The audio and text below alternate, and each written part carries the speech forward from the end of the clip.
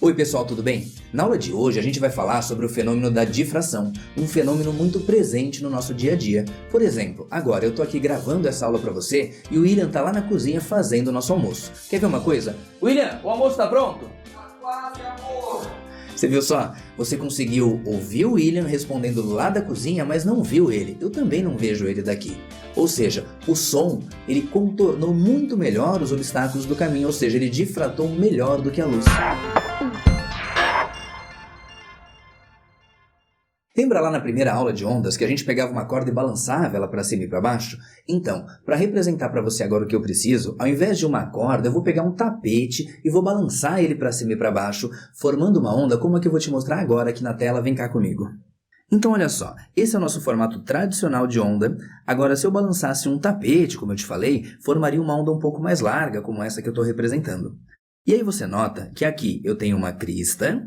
Já nessa outra região, eu tenho um vale. E quando eu olho essa onda por cima, eu tenho uma forma especial de representar as cristas e os vales. Então vamos dar uma olhadinha. A crista eu vou representar por uma linha cheia e o vale eu vou representar por uma linha tracejada. Então assim por diante, eu vou representando crista, vale, crista e aí vai a representação da nossa onda. Aí, vamos supor que essa onda está se propagando ali para a direita com uma certa velocidade. E vamos lembrar que a gente aprendeu que a distância que existe entre duas cristas consecutivas é o nosso comprimento de onda lambda. Eu queria identificar para você também essa parte da onda aqui da frente, que está se propagando ali para a direita, é o que a gente vai chamar da nossa frente de onda. Então vamos anotar aqui que essa é a nossa frente de onda. E para a gente entender legal o fenômeno da difração, eu quero explicar para você o chamado princípio de Huygens. Imagina o seguinte, eu tenho um alto-falante, e esse alto-falante está emitindo as ondas sonoras. A gente vê aqui a nossa frente de onda. Bom, o princípio de Huygens diz para a gente que cada um dos pontos da frente de onda se comporta como se fosse uma nova fonte, ou seja, como se fosse um mini alto-falantezinho emitindo novas ondas. E, a partir daí, a gente consegue entender bem certinho o fenômeno da difração. Imagina o seguinte, que a gente tem um alto-falante emitindo ondas sonoras e essas ondas encontram uma parede com uma frestinha, com uma fenda que você tem ali. E, se cada ponto da frente de onda se comporta como se fosse uma nova fonte, um novo alto-falantezinho, eles vão emitir as suas ondas, parte dessas ondas vão refletir nessa parede e uma parte vai passar adiante. E a difração é para a gente esse encurvamento que a onda sofre ao passar pelo obstáculo, ou seja, ela contorna o obstáculo, ela deixa de ser uma onda quase plana para se tornar uma onda curva, uma onda circular. E aí a gente consegue perceber que a onda não simplesmente passou reto por essa fenda, seguindo adiante. Ela ocupou essa região, que é o que acontece quando você conversa com seu vizinho por cima do muro. Agora, não é sempre que eu falo de ondas sonoras que vai ocorrer essa difração. Ela pode acontecer com a luz também, ela pode acontecer com qualquer onda, só que existem algumas características importantes da gente verificar.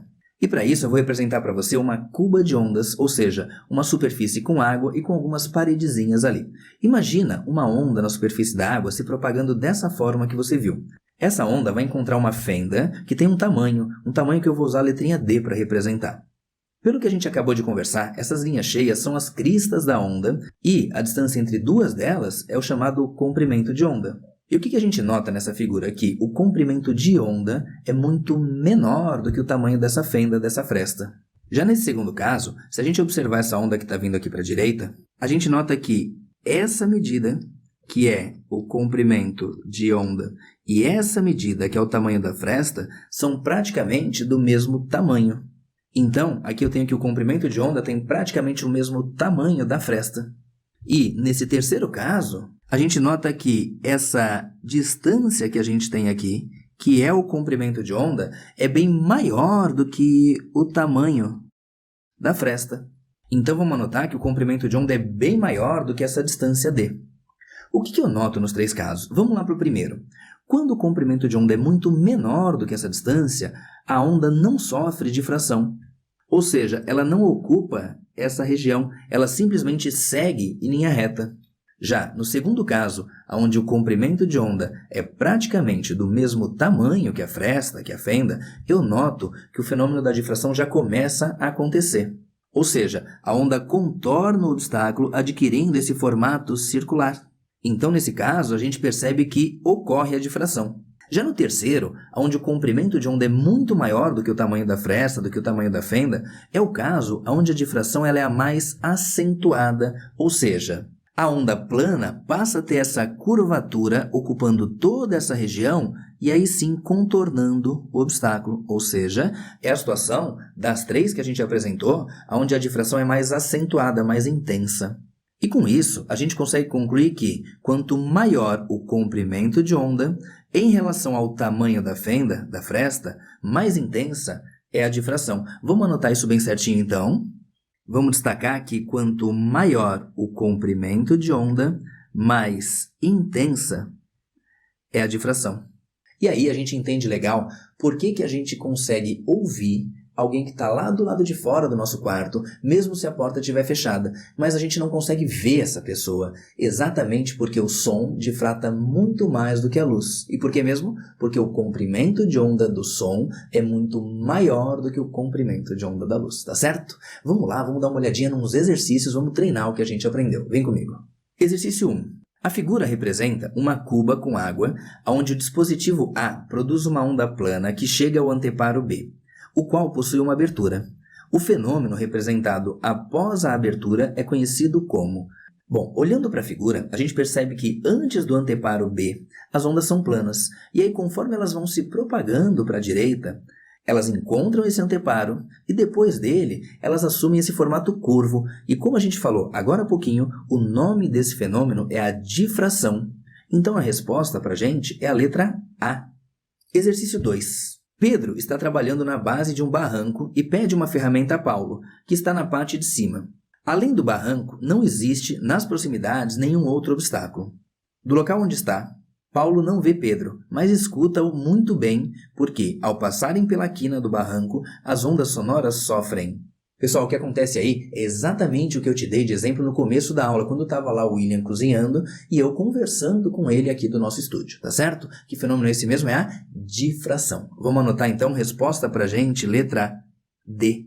Exercício 3. A figura mostra uma onda que, ao se propagar no sentido da seta superior, atinge o anteparo A, onde há um orifício Azinho, prosseguindo conforme indicam as setas inferiores.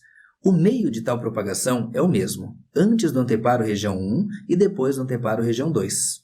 Sobre tal situação, é falso afirmar que... Pessoal, perceberam que essa questão é um pouquinho diferente? Ela pergunta pra gente o que é falso afirmar. Você tem que estar atento, porque nem sempre a questão pede para você marcar o que é verdadeiro. Uma informação importante que a gente teve no enunciado é que o meio de propagação é o mesmo antes e depois do anteparo. E a gente aprendeu na aula de refração que, se o meio é o mesmo, a velocidade antes do anteparo é igual à velocidade depois do anteparo. Ou seja, a velocidade da onda só muda quando ela muda de meio. Outra coisa importante da gente notar, como é a mesma onda que vai passar de uma região para outra, eu sei que a frequência permanece constante. E aí, usando aquela relação velocidade é igual a comprimento de onda vezes frequência, eu sei que se a frequência permanece constante e se a velocidade também permanece constante, o comprimento de onda, por consequência, também permanece constante. Então vamos lá para as alternativas. Letra A.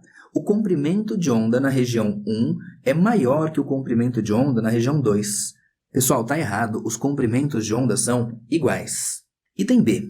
O fenômeno que ocorre na passagem da região 1 para a região 2 é a difração. Tá certo, é o fenômeno que a gente estudou na aula de hoje. Letra C. O módulo da velocidade de propagação da onda na região 1 é igual ao módulo da velocidade de propagação da onda na região 2. Como a gente viu antes no enunciado, se o meio é o mesmo, quer dizer sim que a velocidade na região 1, ou seja, antes do anteparo, é igual à velocidade na região 2, ou seja, depois do anteparo.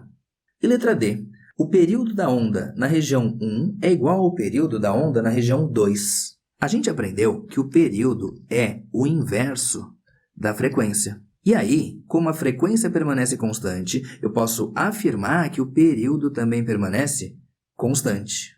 E como a questão pediu para a gente marcar o item falso, a nossa resposta é a letra A.